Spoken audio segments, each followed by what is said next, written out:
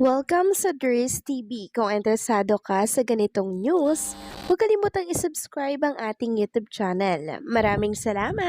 So, ayun, welcome back again sa ating YouTube channel mga kakimpaw, and sa update natin ito, ang pag-uusapan natin ay tungkol sa mga importanteng kaganapan kina Kim and syempre kay Paula Vilino.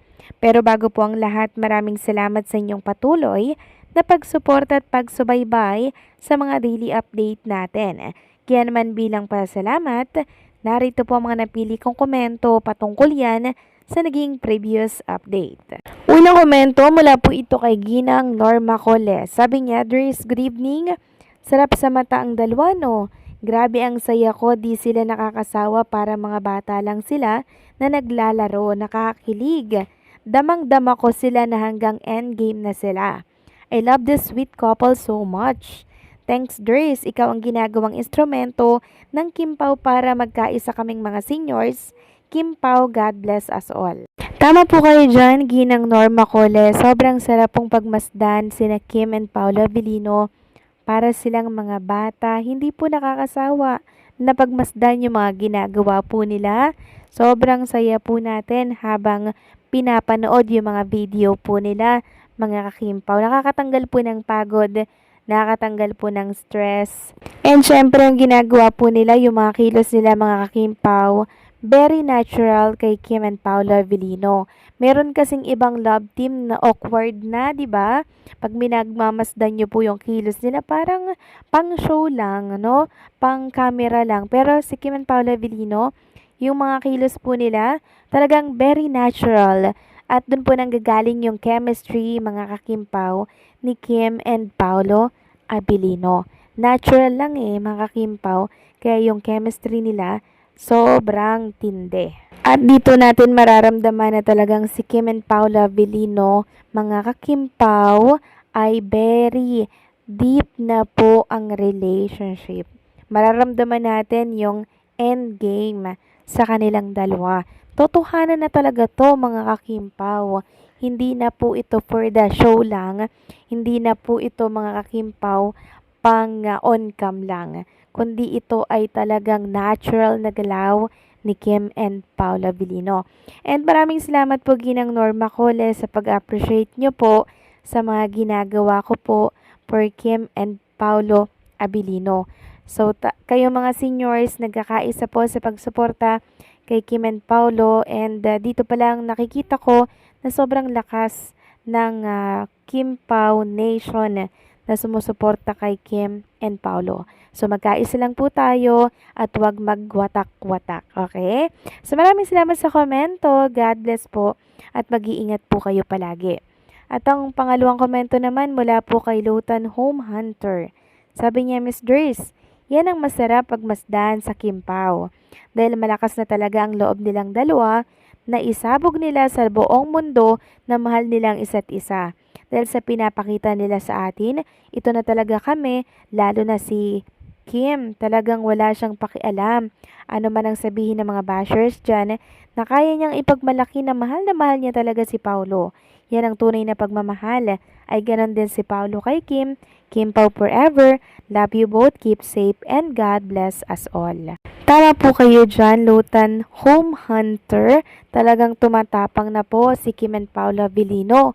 Kung baga dati hindi sila ganito, pero ngayon palaban na po sila at wala na po silang takot na ilantad kung ano man pong meron sa kanilang relasyon. Kanina nga po, di ba mga kakimpaw, matapang po na tinanong ni Paolo Avellino si Chinita Princess kung handa na ba daw si Kim Chu. Tapos sabi ni Kim, gusto mo ba? O di ba? Talagang palaban na po si Kim and Paula Vilino.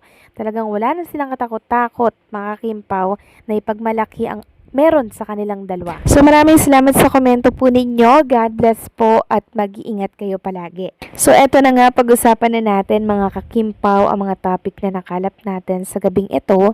At unahin nating pag-usapan itong dami po ng umattend kanina dito po sa ASAP Vancouver na pinost po ng TFC The Filipino Channel.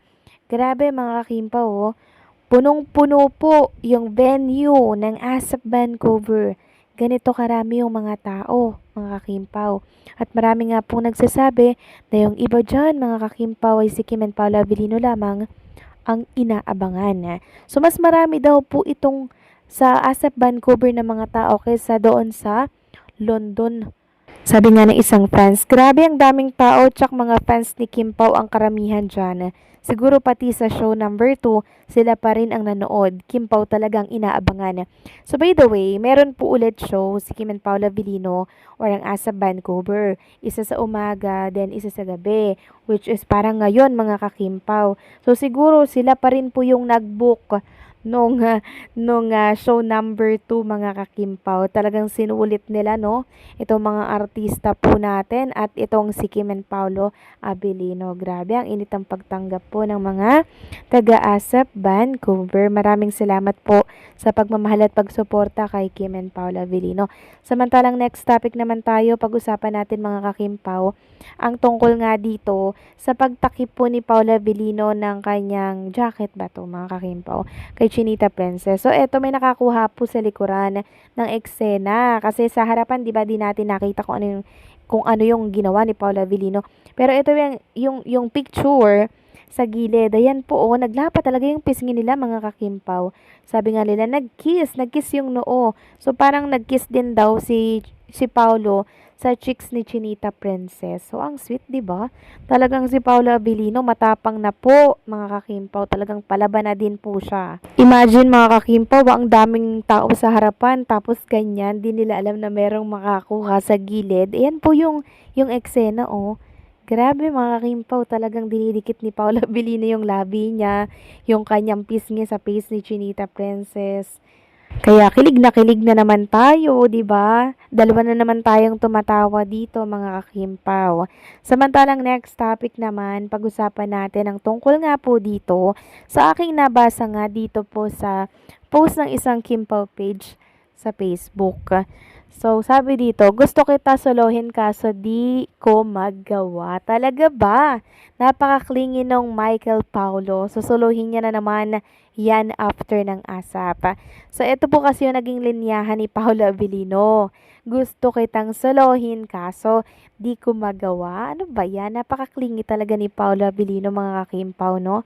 Pero after ASAP naman sila yung magkasama, mga kakimpaw.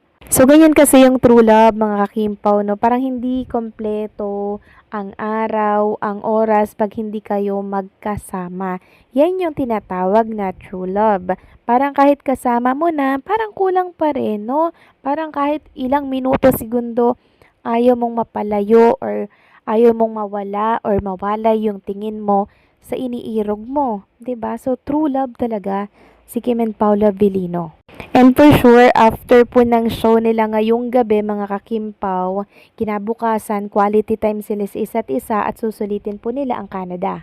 Siyempre, kasama po si JP at ang sister-in-law ni Chinita Princess and the Paolo Abilino. So, anong sa inyo dito, mga kakimpaw? Please comment down below.